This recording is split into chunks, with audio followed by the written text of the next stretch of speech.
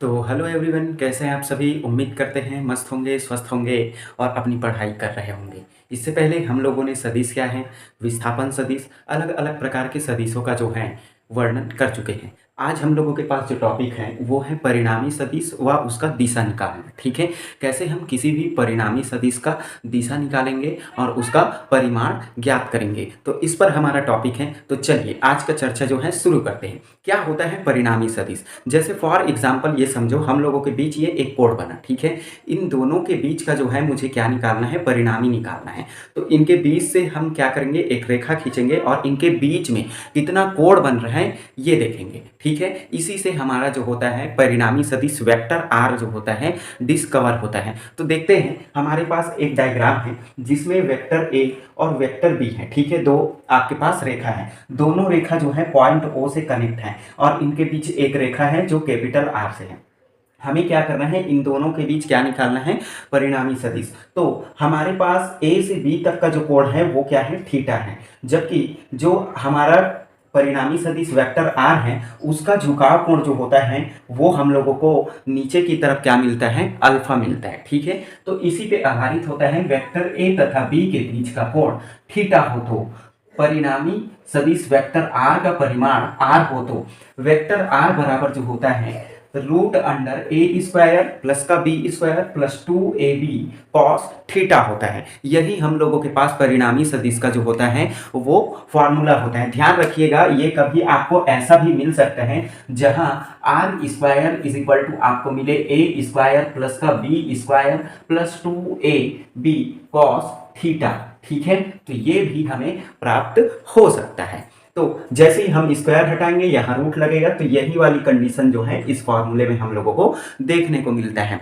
और दूसरा चीज ये कैसे आया, तो सदिशों के योग का त्रिभुज नियम, चतुर्भुज नियम, सचज्ञ नियम, जिसमें सिंपल जोड़ना, घटाना, मल्टीप्लीकेशन करना होता है, वहां से ये निकल कर आते हैं। ठीक है, तो अगर हम परिणामी सदिश वेक्टर आर का सदिश अल्फा ए से झुकाव निकाले, मतलब हम लोगों के पास जो ये वेक्टर ए है यहां से इसका झुकाव कोण निकाले, तो क्या होगा, कोण अल्फा बराबर हमें मिलेगा tan alpha is equal to B sine theta बटे A plus B cos theta. ठीक है, बी साइन थीटा डिवाइड में ए प्लस बी दोनों का योग करके कॉस थीटा लिखना है। ठीक है, तो ये दिशा के लिए फॉर्मूला होता है और ऊपर जो है वो आपके पास परिणामी निकालने का फॉर्मूला होता है।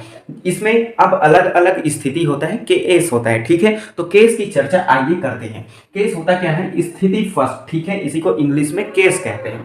तो यदि हम लोगों के पास theta is equal to 0 degree हो, तो थीटा का मान हमें 0 डिग्री रखना है भाई। तो हम लोगों को क्या मिलेगा, R is equal to root under A square plus B square 2ab cos theta के स्थान पे 0 डिग्री रखना है। ठीक है, थीटा के स्थान पे 0 डिग्री रख दीजिए। कॉस 0 का मान जो होता है सिंपल सा 1 मिलता है आपको, तो a square plus B square plus 2ab आपको मिल जाएगा। तो यहां से हम लोगों के पास वेक्टर आर बराबर जो होगा आर इज इक्वल टू क्या मिल जाएगा, हम देखें तो 2ab का मल्टीप्लीकेशन करेंगे तो कोई मतलब नहीं है, तो हमें सिंपल सा मिलेगा रूट अंडर ए प्लस बी का होल स्क्वायर। यहां से आप स्क्वायर और रूट डिलीट कर सकते हैं, तो आपको मिलेगा R is equal to A plus का बी। ठीक है, ये फॉर्मूला निकल के आ गया जब आप क्या लेकर चल रहे हैं, थीटा का मान 0 डिग्री। अब दिशा निकालने के लिए वही देखें, तो दिशा बराबर क्या होगा, alpha is equal to 10 inverse minus का 1 B sine 0 divided by A plus B cos 0। तो इसका टोटल वैल्यू जो होता है वो 0 होता है, मतलब दिशा है ही नहीं, 0 हमें प्राप्त हो रहा है दिशा का वैल्यू। ठीक है, तो ये होता है हम लोगों के पास परिणामी सदिश का परिमाण व दिशा निकालना। चलिए इतना हो गया, तो इसको नोट करिए, फिर इसका स्थिति थर्ड और सेकंड कर लेते हैं। तो चलिए आपने नोट डाउन कर लिया होगा, पहले स्थिति तक हम लोगों ने डिस्कशन कर लिया था। दूसरा होता है हम लोगों के पास केस नंबर सेकंड, जिसमें थीटा का वैल्यू जो होता है हम लोगों को दिया रहता है 90 डिग्री। ठीक है, तो 90 डिग्री में क्या होता है ये हमें डिस्कशन करना है। तो R is equal to root under A square plus B square 2ab cos 90। चूंकि कॉस 90 डिग्री का वैल्यू जो होता है वो 0 होता है, तो 0 रख दीजिए। तो आपको root under A square plus का बी स्क्वायर प्लस 0, तो 0 का कोई मतलब नहीं है, तो आर इज इक्वल टू आपको क्या मिलेगा, root under A square plus का बी स्क्वायर। ये परिणामी के लिए फॉर्मूला निकल गया 90 डिग्री में। दूसरा होता है इसका दिशा निकालना है, तो दिशा निकालने के लिए हम लोगों के पास टेन अल्फा बराबर होता है बी साइन थीटा बटे A plus B cos theta. ठीक है, तो थीटा के स्थान पे 90 डिग्री रख दीजिए, तो बी साइन 90 बटे A plus B cos 90 degree रखने पे हम लोगों को इसका वैल्यू 1, इसका वैल्यू 0, तो फाइनली हम लोगों को क्या मिलता है यहाँ से b डिवाइडेड बाई ए। ठीक है, tan alpha is equal to b divided by a प्राप्त होता है। और जब हम यहाँ से अल्फा का मान निकाले, टेन को पक्षांतर कर दे, तो alpha is equal to tan inverse b divided by a जो होता है हमें दिशा निकालने के लिए प्राप्त होता है 90 डिग्री के केस पर। ठीक है, फिर थर्ड केस में हमें क्या करना है, 180 डिग्री का वैल्यू रखना है थीटा के स्थान पे।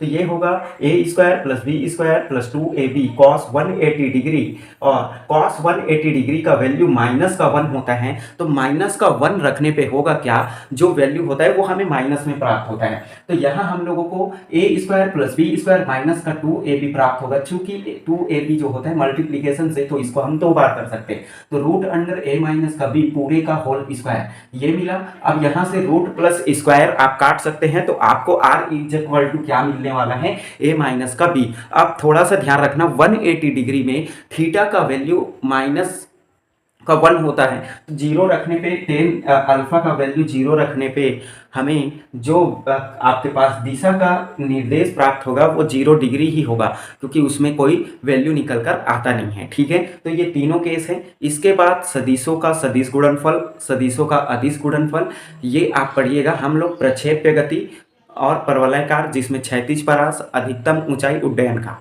इनका डिस्कशन नेक्स्ट वीडियो में करेंगे। ठीक है, तो तब तक के लिए जय हिंद, जय भारत।